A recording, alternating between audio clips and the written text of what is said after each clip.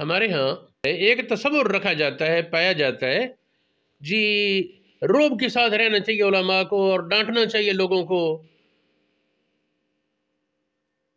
تو ایک ہے اتفاقاً کسی کی طبیعت ایسی ہو، ہم اس پر بات نہیں کر رہے، اسے بھی اصلاح چاہیے، لیکن کیونکہ نبی پاک علیہ الصلوۃ والسلام کے رنگ میں رنگا جائے امتی، یہ کمال ہے.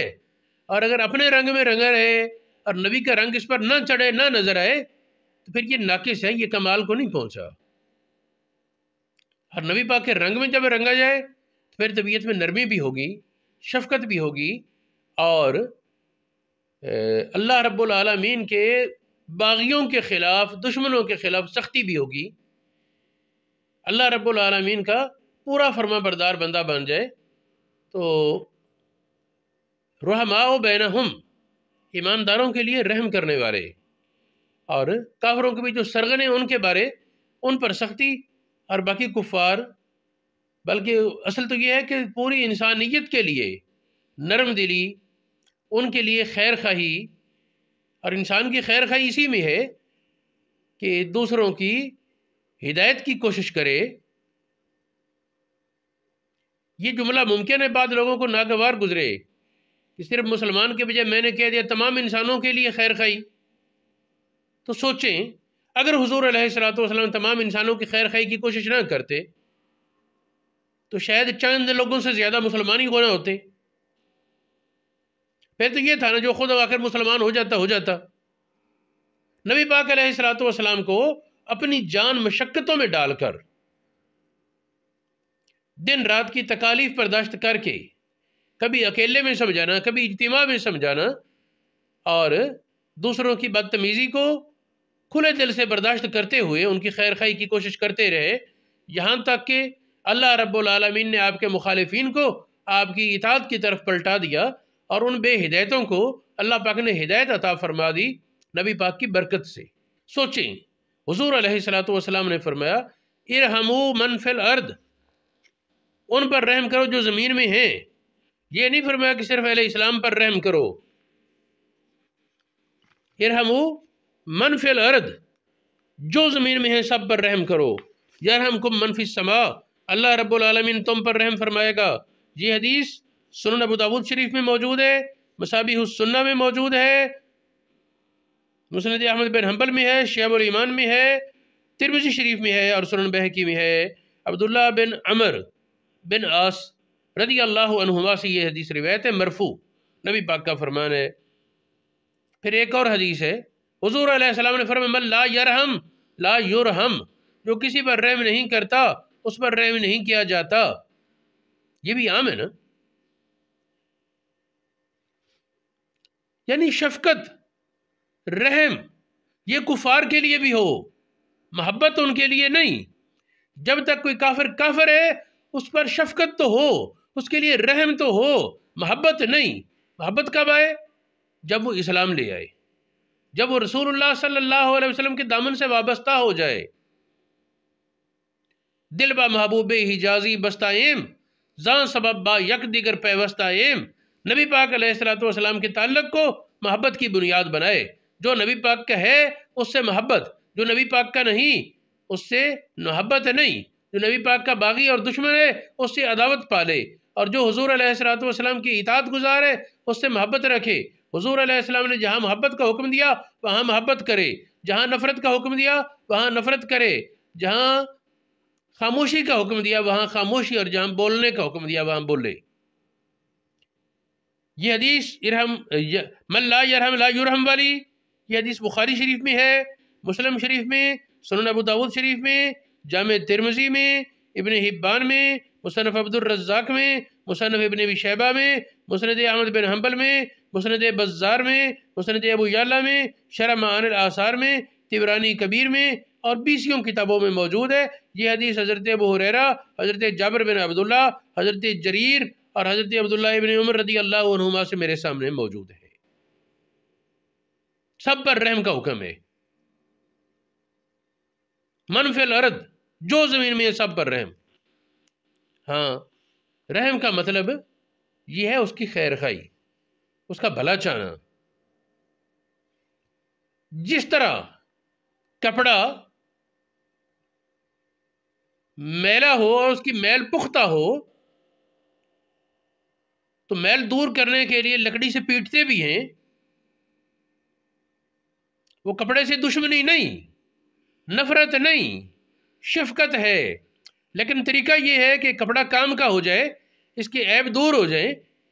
تو یہی طریقہ کار ان کفار کے بارے بھی ہوگا کہ جن کو سادہ سمجھانے سے اثر نہ، جس طرح کپڑا، کوئی کپڑا ہوتا ہے کہ اسے صابن میں لگایا، دھو دیا، صاف ہو گیا، کچھ کے لیے وہ بلیچ پاؤڈر یا کچھ ڈالنی پڑتی چیز جو اس کے داغ اتارے، کوئی چیز ہوتی ہے جس کو کپڑے کو دھونے کے لیے ہمیں پیٹنا پڑتا ہے لکڑی سے، کافی دیر اس کو گرم پانی میں رکھنا پڑتا ہے۔ اسی طرح کفار اور گمراہ لوگوں کی ہدایت کے لیے جو اللہ رب العالمین کے باغی ہیں یا اس سے دور ہیں، ان کی ہدایت کے لیے ان پر شفقت کرتے ہوئے اللہ رب العالمین کی طرف رجوع ان کا بنانے کے لیے ان پر شفقت کی جائے، ان کی ہدایت کی کوشش کی جائے، مختلف طریقے کار رکھے جائیں، ان کے لیے دعا خیر کی جائے، ان کے لیے دعا خیر کی جائے۔ یار کتنا تعجب ہوتا ہے جب ہم دیکھتے ہیں ہمارے بعض مسلمان بھائی بد دعائیں شروع کر دیتے ہیں کسی نافرمان پر، اپنے گستاخ پر یا رسول اللہ کے گستاخ پر، دین کے گستاخ پر بد دعائیں شروع کر دیتے ہیں۔ تو ہمیں بد دعاؤں کا حکم نہیں، ہمیں تو ہدایت کا حکم ہے۔ ہم اس رسول کی امتی ہیں کہ جب فرشتوں نے کہا کہ ہم پہاڑوں کو ملا کر مکہ اور طائف والوں کا کچومر نکال دیں، فرمایا مجھے رحمت بنا کر بھیجا گیا ہے، مجھے امید ہے کہ ان کی نسلوں سے ہوں گے جو اللہ رب العالمین کی وحدانیت مانیں گے اور اسلام پر ثابت قدم ہوں گے۔ تو ہمیں تو امید سکھائی ہے نبی پاک نے۔ یہ بد دعائیں ہوتی ہیں بے امید ہونے پر، بد دعائیں ہوتی ہیں بے امید ہونے کی نشانی۔ تو ہمیں بے امید نہیں ہونا، ہمیں طریقہ بدلا کر رہنمائی کی کوشش کرنی ہے۔ قرآن پاک ہی مطالعہ کر لیں، کہیں پیار کے ساتھ، کہیں ڈانٹ کے ساتھ، کہیں نعمتیں گنوا کر، کہیں احسان گنوا کر، کہیں بندے کو اس کی حیثیت بتا کر، اور کہیں کسی طریقے سے انسان کو بار بار سمجھایا، طریقے بدلا کر۔ اس میں ہمارے لیے نصیحت ہے کہ اللہ رب العالمین کے نافرمانوں کو اور اس کے باغیوں کو بار بار سمجھائیں، مختلف طریقے کار بدلا کر سمجھائیں، جس طریقے سے ہو سکے ان کو اللہ رب العالمین کے قرب میں لانے کی کوشش کریں۔ یہ دین خیرخواہی کا نام ہے، دین خیرخواہی کا نام ہے۔ کس کے لیے؟ اللہ رب العالمین کے لیے، اس کے رسول کے لیے، اس کے امت مسلمہ کے حکمرانوں کے لیے، عوام کے لیے، سب کے لیے خیر خواہی، اس کی کتابوں کے لیے خیر خواہی۔ یہ خیر خواہی کیسے ہوگی؟ اللہ رب العالمین سے خیر خواہی کا مطلب یہ ہے کہ اللہ رب العالمین کے احکام کی تعمیل، اس کی تعظیم اور اس کی محبت رکھی جائے، اس کی تعظیم، محبت اور اطاعت کو پھیلایا جائے، اس کے احکام پر عمل پیرا ہونے کے لیے لوگوں کو قائل کرنے کی کوشش کی جائے، لوگوں کو شوق دلایا جائے، اللہ رب العالمین کی مخلوق پر شفقت رکھی جائے۔ یہ اللہ رب العالمین کے ساتھ خیر خواہی کا مفہوم ہے۔ اس حدیث میں علماء کے بیان کے مطابق رسول اللہ سے خیر خواہی کا مفہوم ہے آپ کی اطاعت، آپ کی دین کی سربلندی کی کاوش، حضور علیہ السلام کی تعظیم، آپ کی محبت، آپ کے محبت کرنے والوں کی سربلندی کی کوشش، آپ کی عداوت رکھنے والوں کی سرکوبی کی کاوش، یہ سب حضور علیہ السلام کے لیے نصیحت۔ اس طرح کتاب کی نصیحت، قرآن پاک کی تعظیم کرے، قرآن پاک پر عمل کرے، قرآن پاک اللہ رب العالمین کی کتاب سمجھتے ہوئے اس کی حفاظت کی کوشش کرے، اس پر ہر طرح سے اس کے نفاذ کی کوشش کرے کہ اللہ پاک نے اس لیے قرآن نہیں اتارا کہ اس کو چوم کر سارا آنکھوں سے لگائیں اور رکھ دیں، اس کی تلاوت کریں، صرف اتنے مقصد کے لیے قرآن پاک نہیں اترا۔ قرآن پاک کے نزول کا مقصد یہ تھا کہ یہ کتاب عمل کی کتاب ہے، یہ کتاب فکر کی کتاب ہے، یہ کتاب ہدایت کی کتاب ہے، یہ کتاب پڑھ کر ہدایت حاصل کرو، یہ کتاب پڑھ کر ہدایت عام کرو، یہ بھلے کی کتاب ہے، اس کتاب کے ذریعے بھلا حاصل کرو، اس کتاب کے ذریعے اللہ کی مخلوق میں بھلا بانٹو، یہ کتاب سکون دل کی کتاب ہے، اس کتاب سے خود بھی سکون قلب حاصل کرو اور اللہ کی مخلوق میں سکون قلب کی نعمت پھیلاؤ۔ یہ کتاب عمل کی کتاب ہے، اس پر خود بھی عمل کرو، لوگوں کو بھی عمل کراؤ۔ یہ کتاب حلال اور حرام بتانے والی ہے، اس کے حلال کو حلال مانو، اس کے حرام کو حرام مانو، اس کتاب کی مکمل فرما برداری کرو اور کتاب کی نصیحت میں سے ہے رسول اللہ کی ہدایات پر عمل کرنا. اس کے بغیر تو کتاب اللہ سمجھ ہی نہیں آ سکتی.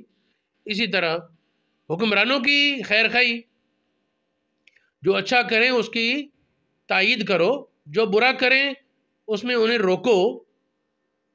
برے میں اطاعت نہیں اور اچھے میں ان کی اطاعت ہے. فقہا نے یہاں تک لکھا کہ اگر حکمران جائز کام کا حکم کر دیں وہ واجب کے حکم میں آ جاتا ہے، اور ایک جائز کام سے حکمران روک دیں اسلام سے ضد کے بغیر کسی مصلحت کے تحت، تو اس کام سے بچنا ضروری ہو جاتا ہے. یوسف بن اسماعیل نبہانی نے ایک موقع پر فرمایا تھا، اس وقت کے حکمران نے عوام کو حکم دیا کہ جو آدمی قرآن پاک کی تلاوت جانتے ہیں، کر سکتے ہیں، وہ روزانہ ایک پارہ تلاوت کریں. تو اس وقت یوسف بن اسماعیل نبہانی نے فرمایا تھا اب حالانکہ قرآن پاک کی تلاوت وہ مستحب امر ہے، کوئی فرض واجب نہیں، ہاں ثواب ہے اس پر، لیکن اگر ایک وقت کوئی نہیں کرتا کسی دن تو اس پر یہ نہیں کہیں گے گناہ گار ہوا. تو یوسف بن اسماعیل نبہانی نے فرمایا کہ حکمران کی اطاعت جائز کاموں میں فرض ہے، اب ضروری ہے. جب حکمران نے حکم دیا جائز کام کا تو یہ ضروری، جس سے روک دیا اس سے بچنا ضروری، اگرچہ کام فی الواقع جائز ہو، لیکن اس میں نے شرط لگائی ہے کہ اسلام سے ضد کی وجہ سے نہ روکے، ورنہ تو وہ نافرمانی کی کیٹیگری میں چلا جائے گا. تو اسلام خیر خواہی کا دین. اس پر دو حدیثیں پیش ہیں. ایک ہے الدین النصیحہ، دین خیر خواہی کا نام ہے. صحابہ نے پوچھا کس کے لیے؟ فرمایا للہ ولرسولہ ولائمۃ المسلمین وامتہم. یہ حدیث مسند احمد بن حنبل میں، طبرانی کبیر میں، سنن ابو داؤد میں، مسلم شریف میں، بخاری شریف میں، جامع ترمذی میں، سنن نسائی میں اور بہت سی کتابوں میں موجود ہے. دوسری حدیث نبی پاک علیہ السلام کی صحابی جریر بن عبداللہ کہتے ہیں نبی پاک سے میں نے بیعت کی اس کام پر، اور اس میں وَالنُّصْحِ لِكُلِّ مسلم، ہر مسلمان کے لیے خیر خواہی پر، ہر مسلمان کی خیر خواہی. اب اس میں تھوڑا سا دیانتداری سے غور کریں اس جملے پر. اگر کسی مسلمان سے جھگڑا ہے، کسی مسلمان سے عداوت ہے، کسی مسلمان سے جھگڑا ہے، اس کا برا چاہے، پھر خیر خواہی تو نہ ہوئی، دوسرے کے لیے وہ خواہش کر جو اپنے لیے چاہتا ہے، اور جو اپنے لیے پسند نہیں وہ دوسرے کے لیے بھی پسند نہ کر، یہ خیر خواہی ہے. اب ہمارے معاشرے میں اگر اسی ایک بات پر عمل ہو جائے، کرپشن ختم ہو جائے، دھوکہ ختم ہو جائے، فراڈ ختم ہو جائے، جھوٹ ختم ہو جائے، بے حیائی ختم ہو جائے، زنا ختم ہو جائے، ظلم ختم ہو جائے، صرف خیر خواہی ایک بات پر عمل کرنے میں. ذرا دیکھیں وہ ملازم جو فروٹ کی پیٹیاں بھرتا ہے اور دو چار سو زائد ملنے کے لالچ میں درمیان میں خراب فروٹ ڈال دیتا ہے، وہ خیر خواہی تو نہیں کر رہا. جب گاہکوں نے پیسے پورے دینے تو خیر خواہی کا یہ تقاضا ہے پھر سامان بھی اچھا ملے. وہ مزدور، وہ مستری، وہ ملازم، وہ کاریگر جو اجرت پوری لے رہا ہے اور کام کے وقت کے دوران وقت کو ضائع کر رہا ہے، ادھر ادھر کی باتوں میں وقت ضائع کرتا ہے، یا لاپرواہی کی وجہ سے وقت ضائع کرتا ہے، ڈیوٹی پر آتا نہیں اور تنخواہ پوری لیتا ہے، وہ خیر خواہی تو نہیں کر رہا. کیا اسے یہ پسند ہوگا کہ اس کا کوئی ملازم اس کے ساتھ ایسے کرے؟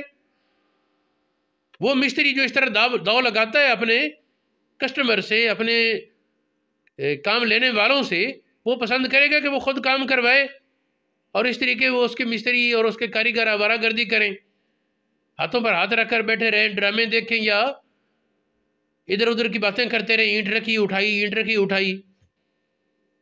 ایک دوست کہہ رہے تھے اور ہمیں کچھ تجربہ بھی ہوا کہ عام طور پر ٹھیکے پر کام کروایا جائے یا ٹھیکے پر نہیں دیہڑی پر کام کروایا جائے تو کیا ہوتا ہے، ہفتہ اتوار سوموار بہت تھوڑا کام کریں گے مستری، منگل بدھ اور جمعرات خوب کام کھینچیں گے اور 7 دن کا کریں گے پورا۔ اب اس کا مطلب یہ ہے کہ وہ جو پہلے 3 دن انہوں نے کام بہت تھوڑا کیا، وہ بدنیتی ہے، وہ بدخواہی ہے، کیونکہ جتنا کام 3 دنوں میں انہوں نے کیا وہ 3 دنوں میں کر سکتے تھے تو کیا ہے نا، تو جو 3 دنوں میں کر سکتے تھے وہ 3 دنوں کا کام ہے، اب اس کا نام 7 دن کا کام نہ رکھیں، وہ 3 دن کا کام ہی تھا۔ اور پہلے 3 دن جو تم نے وقت ضائع کیا ہے اور اس کا پیسہ برباد کرتے ہو، تو یہ خیانت، دھوکہ اور بدخواہی کے زمرے میں آئے گا، خیر خواہی یہ نہیں۔ ایک ڈاکٹر جو سرکاری ڈاکٹر ہے، تنخواہ لیتا ہے بھاری، اور سرکاری ہسپتال میں وقت نہیں دیتا، اپنے کلینک پر رہتا ہے، تنخواہ ادھر سے لیتا ہے، وہ خیر خواہی کب کر رہا ہے؟ ایک ڈاکٹر، ایک استاذ، ایک ٹیچر کلاس میں بچوں پر توجہ نہیں دیتا اور کہتا ہے ٹیوشن آ گیا ہے، وہ خیر خواہی تو نہیں کر رہا، وہ بدخواہی کر رہا ہے۔ ایک امام مسجد جو ڈیوٹی پر ہے، تنخواہ لینے کے باوجود تقریر تیاری سے نہیں کرتا، لوگوں کو نماز پڑھاتا ہے لیکن نماز کے ضروری مسائل پر توجہ نہیں دیتا، وہ خیر خواہی تو نہیں ہو رہی۔ ایک فقیہ، ایک عالم، وہ اگر اپنے متعلقین اور عوام کی ضروریات کے مسائل سوچتا نہیں، اس کا حل نہیں ڈھونڈتا، وہ خیر خواہی نہیں کر رہا۔ وہ حکمران جو اپنی رعایا میں بہتر آدمی پائے پھر نائلوں کو مسلط کرے تو وہ خیر خواہ نہیں، وہ بدخواہی کے زمرے میں آئے گا۔ اللہ رب العالمین ہدایت عطا فرمائے۔